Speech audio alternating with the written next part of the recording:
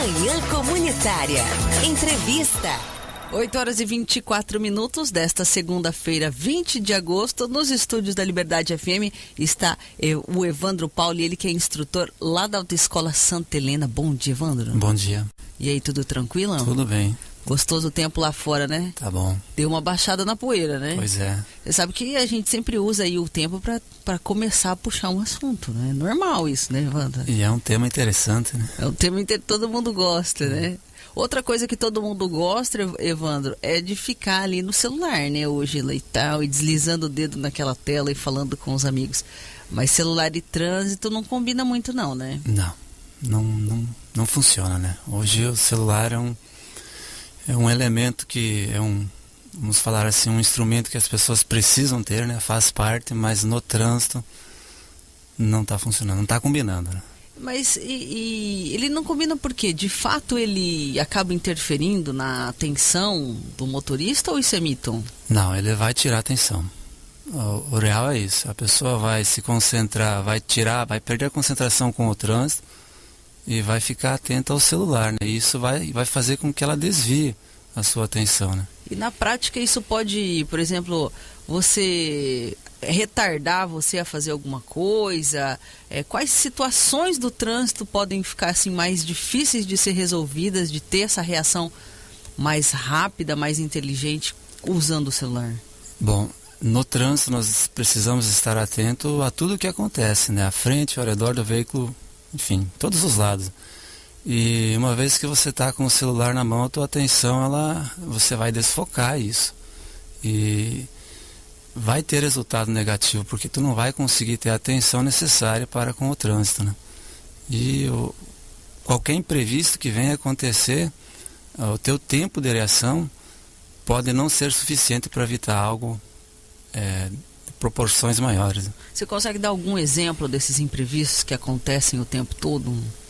Podemos pegar aqui em Santa Helena mesmo, né?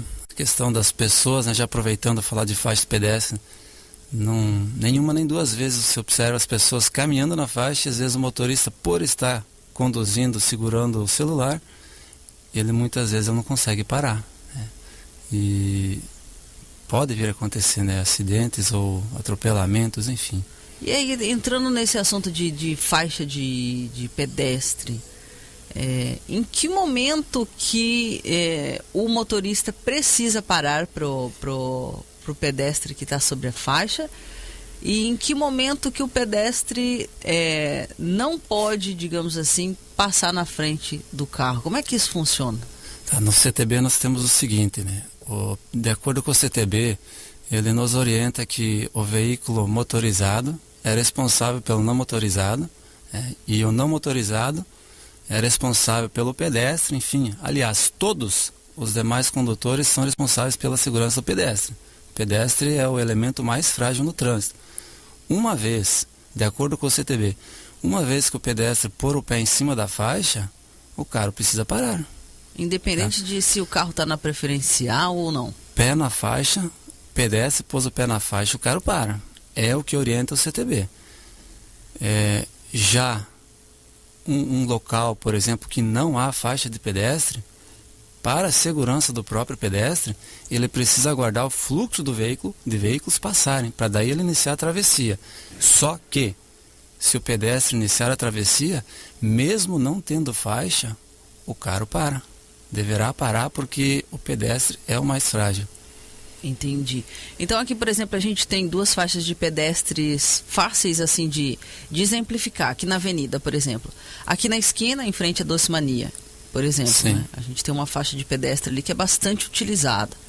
Então o veículo está vindo do Cristo em direção para a praia.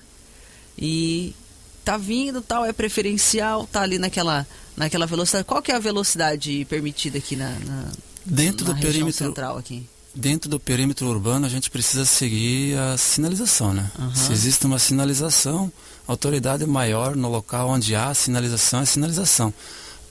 Exceto, né, se tiver a presença da autoridade, do agente de trânsito. Daí é ele quem vai comandar. Entendi. Mas uma vez que tem sinalização, você deverá respeitar a sinalização. Aqui no centro eu acho que é 30, 40? 40 por hora. 40 por hora. Isso. Aí a pessoa está vindo então nessa velocidade e tal, e viu que o pedestre está começando ali a atravessar a faixa, mas ele ainda está, digamos, meia quadra da faixa. Ele já tem que ir reduzindo para que a pessoa vá passando tranquilamente, né?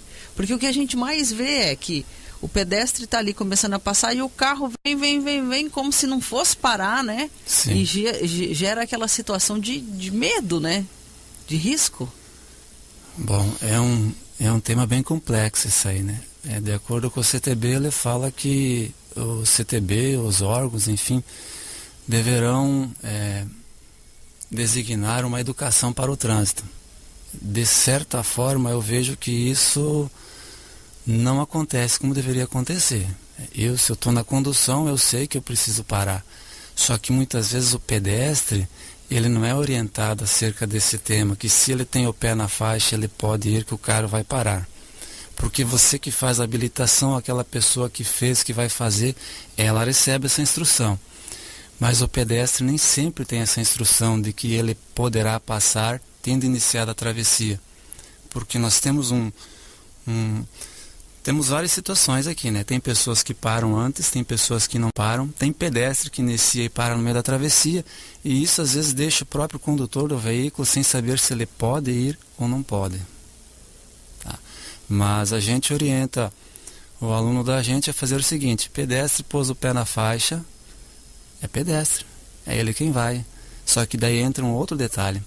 Você comentou a respeito da velocidade, 40 por hora.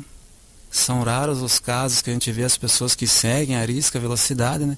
Às vezes vem um camarada atrás um pouco embalado, não respeita a distância de segmento e às vezes acaba batendo atrás do outro veículo. Entendi. Mas daí, nesse caso, se essa colisão de fato acontecer, a culpa, digamos assim, é de quem estava atrás e não teve esse cuidado, né? Porque muitas vezes eu vejo as pessoas falando: olha, eu não freio porque eu vi o carro que vinha lá atrás e eu pensei, não vou frear porque lá atrás o pessoal não vai frear, vai bater em mim e ainda vai me xingar. Mas na verdade existe então todo um descompasso que gera o não respeito da faixa, né? Como citei, é bem complexo isso aí. A gente escuta muito aquela expressão de que quem bate atrás está errado, mas tem um porém. Se eu estou conduzindo um veículo, na minha frente tem um outro veículo, o que o CTB orienta? Se o veículo da frente parar, eu que estou atrás, eu tenho que tentar saber o porquê ele parou. Por que ele parou na minha frente? Será que não existe alguma coisa que fez com que ele parasse para daí eu pensar em ter uma atitude? Se eu estiver muito perto, eu vou bater. As pessoas aqui, elas desviam. E se vem outro veículo que já iniciou a travessia? Então o ideal seria você manter essa distância de segmento, uma distância segura. Entendi. Que varia de acordo com velocidade, veículo, enfim, todos os elementos. Porque se colocando aí no lugar do pedestre, isso acontece mesmo. Algum carro já está parando, você está ali atravessando a faixa, continuando, mas aquele espaço que ficou do lado, que outro carro poderia passar, a gente sempre, enquanto pedestre, fica com medo de estar atravessando e vir outro carro e simplesmente não parar, né? Não para. E sempre lembrar, né? Antes de nós sermos condutores, nós somos pedestres. Aquele condutor que muitas vezes não respeita o pedestre na faixa, ele poucas vezes se coloca na condição de pedestre sobre a faixa. É verdade. Se colocar no lugar do outro, né? Agora, em relação ao celular, dirigir utilizando ali o celular, isso é infração, né? E recorre, acarreta multa e tudo mais, né? Como é que é a punição? E sobre o celular, nós tivemos uma mudança a partir de 1º de novembro de 2016, que o uso do celular na direção é uma infração de natureza média. São 4 pontos, de acordo com o artigo 252. Né? Só que a partir de 2016, esse artigo teve uma pequena alteração. Se eu estiver usando ou manuseando o celular na condução, eu vou sofrer uma penalidade, uma infração, eu vou estar arcando com uma infração de natureza de 7 pontos, pelo fato de eu estar manuseando o telefone celular ao volante.